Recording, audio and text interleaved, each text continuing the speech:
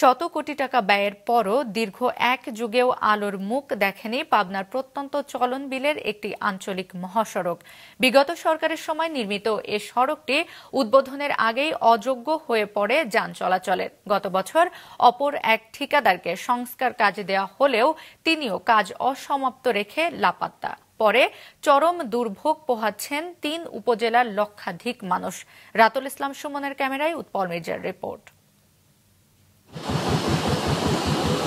চাটমোহর উপজেলা সদর থেকে হান্ডিয়াল হয়ে ঢাকা রাজশাহী মহাসড়কের হামকুড়িয়ার সাথে এ সংযোগ সড়কের কাজ শুরু হয় ২০১১ সালে। ২ বছর মেয়াদের এ কাজ শেষ হয় ২০১৯ সালে। ৬৪ কোটি টাকা বরাদ্দের ব্যয় বেড়ে দাঁড়ায় ৯০ কোটি টাকায়। তবে উদ্বোধনের আগেই সড়কটি অযোগ্য হয়ে পড়ে যান চলাচলের। কালো তালিকাভুক্ত হন ঠিকাদার। ৫ বছর পর ২০২৪ সালের জুন মাসে এ সড়কটি সংস্কারের জন্য ১৬ কোটি ৪২ লাখ টাকা চুক্তিতে কাজ শুরু করে সিরাজগঞ্জের একটি ঠিকাদারি প্রতিষ্ঠান। শেষ হওয়ার কথা ছিল ফেব্রুয়ারি মাসে।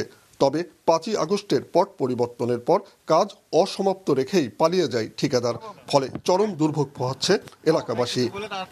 রাস্তা ভাঙে ঠিক আছে, আর কেউ ঠিকাদার কেউ নাই। আর রাস্তা যাওয়া খুব কঠিন, ঠিকাদার খুব অসুবিধা করে ঠিক আছে, আমার চলাচল খুব কঠিন।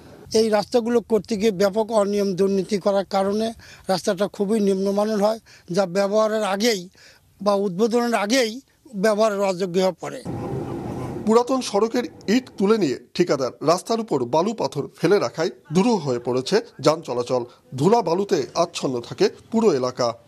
রাস্তা খুবই খারাপ, মানে ইট মিট পাড়া ছিল সেগুলো তুলে নিয়ে গেছে, রাস্তার জন্য হাঁটাই যাচ্ছে না। আমরা কোনো রকম করে মনে করেন যে ভাটাই থিন খোয়া নিয়ে এসে ঢাইলে নিয়ে তবে চলতেছি। ইট বালু গাড়িতে করে নিয়ে গেছে, এখন আর জায়গায় জায়গায় গর্ত হয়ে গেছে, যাওয়া যায়টা খুব পরিবেশ নষ্ট হয়ে গেছে।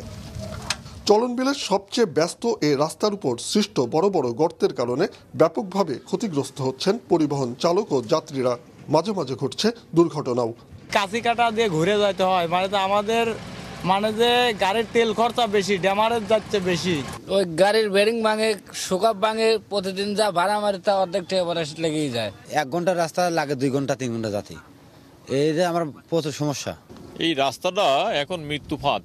প্রত্যেক দিন দেখা যায় যে ৫-৭টা করে অ্যাক্সিডেন্ট হয়।